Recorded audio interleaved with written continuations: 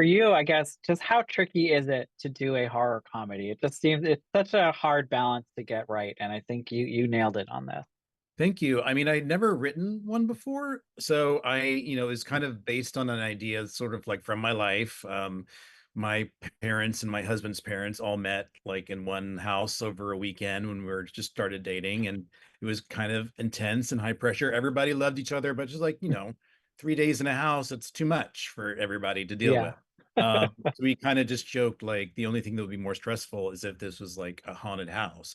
So it's just kind of like the idea in the back of my mind. Um, so I when I watch something, I want to care about the people in it. Like I love comedy, I love horror, but like if it's just jokes or just scares, I don't know. You can easily, at least I can kind of zone out a little bit. So I just always wanted to kind of, keep an eye on like what's going on with these characters, aside from all these crazy things.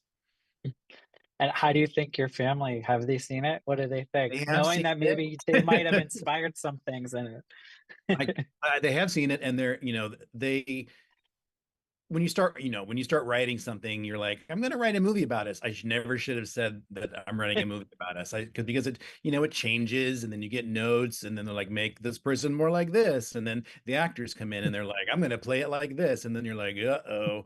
Um, so, but they've seen it and they love it, and I make sure that everybody has like a redeeming moment. That it is they end up as a family. So I think everybody's happy, and we're still married. We're all talking. Everything's Good. fine. And did you have any actors or types of actors in mind when you were writing it? Because I mean, the cast in this is incredible. It's stacked. Amazing. Like there were some people I wrote a couple parts for people that I'd worked with before. Um, obviously that didn't end up happening, but like Right. things go in different directions, and then but then I'm like, oh, these people are perfect for what it is. It couldn't be more perfect. I just remember we had like a little casual dinner the first night on set where I just looked around and I was like, I teared up. I'm like, this is too much. This is too perfect. It's an amazing cast, and I'm most shocked, I think, by obviously Brian Cox in this movie, just some of the Yeah, stuff he agreed to do. totally. What was your reaction to seeing him pull off some of these wild situations that you wrote? Um, Brian was the first person to come on board the film, which was like a shock because he's like this Shakespearean high caliber, you've never seen him do some of the things that he does in this movie. And every day on No. set, I'd be like, oh, we're shooting this scene today. Is he gonna really do this? But he was a trooper and he always did it, and it was super fun. And I think he enjoyed doing some of those wilder things because it's just like he doesn't get to do that kind of stuff all the time. And I mean, going nude. Yeah. Spoiler alert, people. Yeah. Yeah. Yeah. Not full frontal.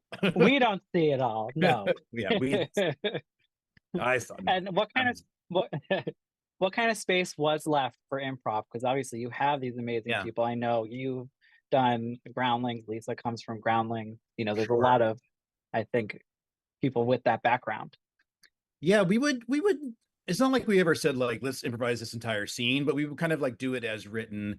If I saw a joke, I was very lucky to be on set the entire time. So if Yeah. there was like a joke that I felt like this isn't really working, or if you have an idea, Craig, the director, was very patient and generous and would let me like write a different thing on a post-it note and hand it to him, and then he would feed that to them.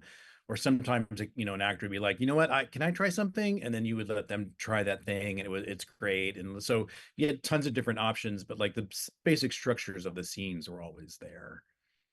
Mm. And my last question was, it just I love seeing, more gay representation in Yeah. horror films, especially. How important was that for you to bring that to the screen, to the film? Yeah, I mean, it's kind of based on, slightly my relationship with my husband. So, Yeah. we're going to be gay. I would have been upset if they said like, no, they can't be gay. They have to be a straight couple. But what I like about the movie, it's not about being gay. I mean, those things come up Yeah. in the film, but it's not like, okay, we're gay. Let's talk about being gay all day. You know what I mean? Like people Yeah. don't do that. You know what I mean? So I think it's fun to just see that sort of representation, in a film. No, I think everyone can relate to the Meet the Parents story. So, Yeah, yeah. definitely. Sure. All right. Well, Thank you, Kent. It has been a pleasure. Like I said, I had a blast watching this movie, so Thank you so much. congrats on I'm so it, and glad. have a Thank you. good one. Have a good weekend. You too. Thank you.